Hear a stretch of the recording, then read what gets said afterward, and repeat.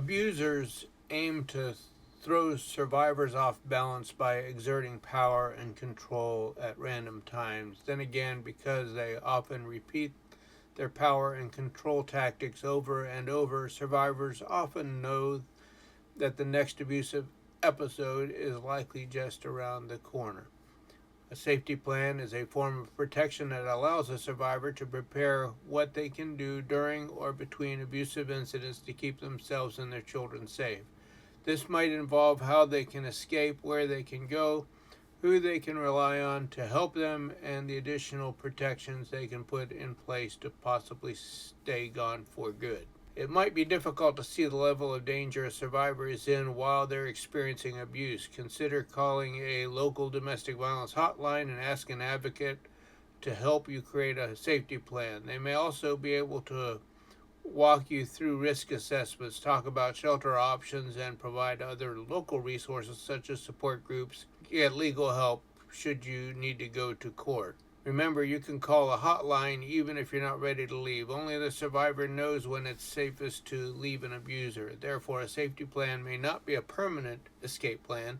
It may be the leave for right now plan, and that's okay. Ideally, every survivor would live a life without abuse, but we understand this takes careful planning, especially because leaving an abuser is notoriously the most dangerous time for a survivor. So, to create a safety plan, in safety planning, the idea is that once you get away from an abuser, you may want to get an order of protection, press charges, file for divorce, or file for custody of your children. You may also have pets that you want to make sure you can retain as well. In all these instances, having proof of the abuse is only going to help you. Evidence that can help you would include copies of police reports, medical records detailing injuries or stress related diagnoses, photos or videos of any injuries or damage caused by abusers, screenshots of abusive or threatening text messages or emails, or recordings of threatening voicemails or conversations,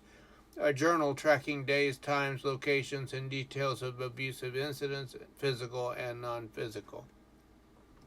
If you need to leave in a hurry, you may not have time to collect your things. You may need to simply run out the door. If possible, pack a bag with daily necessities, important documents, ideally some cash and things that your children and pets will need, and store it at a friend's house, your place of work, or somewhere else that your abusive partner won't be able to find it. Items you may want to consider packing would include important paperwork, birth certificates, and social security cards for yourself and your children, driver's license and or passports, W-2s and pay stubs, work permits, government benefits card, green card or immigration papers, marriage, divorce, and custody papers, legal protection or restraining orders and reports and records of any police reports you have filed, health insurance cards and medical records, your children's school records, immunization records, financial records and bank account numbers, apartment rental agreement or lease or house deed, car title, registration, and insurance documentation. Keep photos of these documents in a secure digital file. In some cases, photos will be sufficient proof of documentation, and in other cases, the photos will make it easier for you to replace the document if you need to leave without it. Also, want to make sure you have money, cash, and prepaid credit cards that can't be traced, credit cards and the PIN numbers you need to withdraw cash, ATM card, checks, and small valuables that you could sell if need be. For communication, a post office box or safe address where you can forward your mail, phone calling card, prepaid cell phone, or a cell phone with a new contract and number, your address book or cell phone contacts. If possible, secure new doctors, dentists, orthodontists, veterinarians, schools, and other locations for yourself, your children, and your pets so your abusive partner can't find you in those places, and make a list of the contact information for each to take with you. Medical supplies, current medications and prescriptions for yourself and for your children, eyeglasses, contact lens, hearing aids, and any other medical devices you or your children need, and other items, pets, their records, and any needed items like food, a leash, bedding, and medication, keys, clothing, small toys or books for your children, any keepsakes you would like to have. Leave a spare set of car keys with someone you trust in case the abuser takes yours to try to prevent you from leaving. Next time you feel things start to escalate, or the next time you have a window of opportunity to leave without the abuser around, plan where you can go. This could be an emergency shelter, which will need advance notice, so contact an advocate there. Many shelters will accommodate pets, either at the shelter or by offering a nearby free boarding service until you can find a permanent safe place. Do your research. Many shelters maintain a high level of security and confidentiality. A friend or family member's house that the abuser doesn't know the location of or is far enough away that it'll be difficult for the abuser to get to you. Just make sure you know the custody laws in your state if you take the children across state lines. If feasible, there is a hotel or apartment that you pay for with cash so the abuser cannot track you there. Speaking of tracking, keep in mind that if you have a cell phone, the abuser may be able to trace your location, so consider getting a pay-as-you-go temporary phone and leaving your cell behind. In the best case scenario, the survivor escapes the abuser, presses charges, and the abuser goes to jail for a long time and never bothers the survivor again, and the survivor begins a new, safe, healthy life. And yes, that can happen. But in less than ideal scenarios, the abuser will use tactics they've used before to ramp up control if they suspect the survivor is planning to leave. When an abuser feels like they're losing control, it is often the most dangerous time for a survivor. Prepare for this by thinking out different scenarios that could happen and what you would do.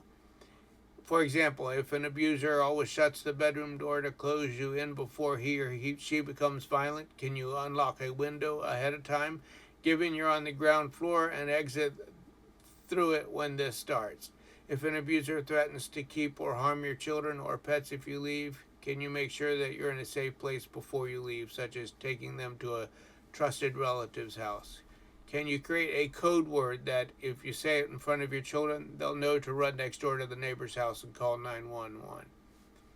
After a survivor leaves an abusive partner or an abuser is forced to leave a shared home, in the case of being arrested, for instance, or in the rare case of a kick-out order, survivors need to stay vigilant to ensure their safety. Consider taking the following steps. Secure an order of protection that will give police a reason to arrest the abuser if they try to contact, find, or stalk you. Alert your place of employment and your children's school and give them a photo of the abuser so they can alert you if he or she comes around. Create a variety of your routes to and from school or work, and if possible, change your schedule and routine. If you always visit the same coffee shop and the same grocery store, change it so that it's not as easy for the abuser to locate you. Take a break from social media to give the abuser less opportunity to track or harass you. Change your phone number and hide your mailing address. Plan your response if the abuser reaches out with promises to change or threats if you don't return. It may be that going strictly non-contact will be the best option for you. In the case of threats, record each one, and if there is a restraining order in place, report each one. Always know that you can reach out to an advocate for help or support anytime you feel uncertain or scared. Consider your emotional safety also. Leaving an abusive partner can be a big change. Relying on oneself and possibly adjusting to a new environment can be stressful and disorienting, even if logically you feel safer. It may be helpful to go through this 4-step emotional safety plan that can help you address the trauma you endured, understand the mix of emotions that may arise, and find adequate support. Here are 4 programs that I personally am familiar with that could provide you, that these will also provide you potentially examples of what to expect. The first organization I'll briefly talk about is Genesis House. Genesis House 1 provides shelter to 8 mothers with children who are homeless. Some of those mothers are also pregnant. These residents stay approximately 45 days while they work with them to secure employment and make permanent living arrangements. Genesis House 2 offers transitional living and emotional support to mothers who are attending school. The student program is designed to strengthen women's knowledge and practice in areas of education, finances, and parenting. Personal growth is promoted through case management, mental health counseling, and mentors who present a wide range of life skills presentations with the goal of becoming self supporting and independent. 4 student mothers and their children can reside in this home. Genesis House 3 provides shelter for 6 homeless pregnant women. These residents often move to Genesis House 2 after delivery if they're enrolled in school. Residents are encouraged to complete their education so they can become self-supporting and independent. Second program I'll briefly talk about is the Salvation Army Domestic Violence Program, a certified domestic violence center that serves adult and child survivors of domestic violence through shelter and supportive services. Services are confidential, voluntary, and free. Voice hotline 24 hours a day, text weekends 9 a.m. to 6 p.m. The program provides emergency services, legal and financial assistance, counseling, housing support, programs for children, and community education. The next program I'll talk about is Serene Harbor. They have a dedicated team of certified advocates who are committed to helping individuals overcome the trauma of abuse and create a new, healthier path in life. They offer a range of programs and services to help develop the tools needed to become self-sufficient and heal from the trauma. They believe that everyone deserves to have a life free from abuse, and they support you every step of the way. If you're in immediate danger, they ask you to call 911. If you need assistance, don't hesitate to contact their 24/7 confidential hotline, where you can speak, text, or TTY with a certified trained advocate. If calling is not an option, they also offer a confidential chat service located at the bottom right of the screen on their website, where you can message them for your support. Serene Harbor offers survivors of domestic violence and their children a safe refuge where they receive compassionate care and support. Their shelter provides warm beds and addresses essential needs such as food and toiletries. They understand that healing and moving forward require more than just physical safety. Their counseling programs provide a safe space for emotional healing, while their job support services assist in empowering individuals to regain independence and build a secure future. Their shelter and services are always available free of charge to survivors of domestic violence. Their ultimate goals remain constant to ensure safety and empower you to reclaim control over your life. At Serene Harbor, they ensure that you, your children, and pets all have a comfortable place to sleep, while their priority is to provide safety for as many individuals as possible. It may sometimes mean sharing rooms with other residents.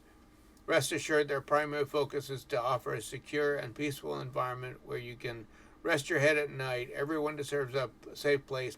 They're committed to providing that for you, your children, and your pets. Upon your arrival at the domestic violence shelter, you'll meet with a dedicated advocate. The advocate will listen to your needs and goals, work closely with you to develop a personalized plan for your journey towards healing and empowerment. Throughout your stay at the shelter, your advocate will serve as a consistent source of support. They'll be there to guide you and connect you with a wide range of life-changing resources and free services. These invaluable resources may include counseling sessions to address your emotional well-being, group support to foster a sense of community, assistance in finding suitable housing options, legal guidance to navigate any necessary legal processes, job support to enhance your employment prospects, and more. They believe that no survivor should face these challenges alone. Their compassionate advocates are committed to ensuring that you have access to all the necessary tools and support systems to help you rebuild your life.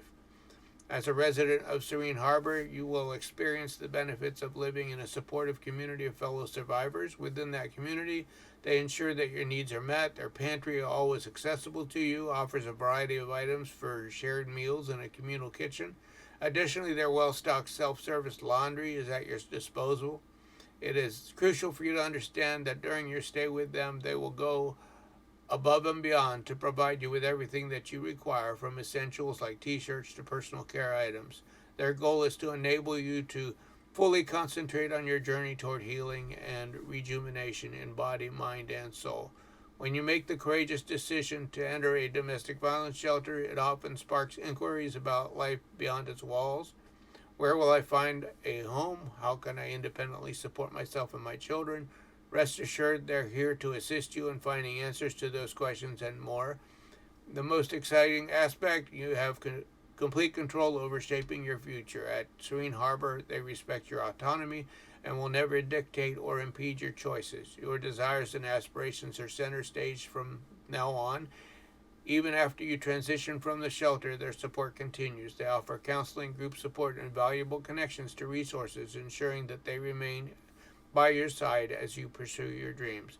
And finally, the last organization I'll talk about with multiple programs is Women's Center. Their mission is to assist in creating safe, health, and self-sufficient lives by providing support, education, counseling, information, and services to survivors of domestic, dating, and sexual violence, and to those suffering the ill effects of poverty, homelessness, and mental health challenges. The Victim Service Program is committed to assisting victims and survivors of domestic, sexual, and dating violence, victims of stalking and human trafficking through their advocacy program. The primary goal of their program is to provide a support system. They will provide support, information, counseling, education, and educate about the dynamics of domestic violence relationship. Services include creating a safety plan, assist in the filing process for an injunction or for protection order, provide legal advocacy support, court accompaniment during the hearing, arrange for interpreters for court appearances for non-English speaking victims, assist in the completion of application for the address confidentiality program, assist in the completion of application forms for crime victims compensation, for medical and counseling bills or lost wages incurred because of the crime, a personal protection class for Women's Center clients, and emergency housing. The Sexual Assault Victim Services, SAVS, is a rape crisis program working to provide free and confidential support and advocacy services for sexual assault victims and their loved ones. SAVS Rape Crisis Helpline is available 24 hours a day to provide information, support, referrals for counseling, and other community resources. SAVS victim advocates provide emotional support and assistance to male and female victims of sexual assault.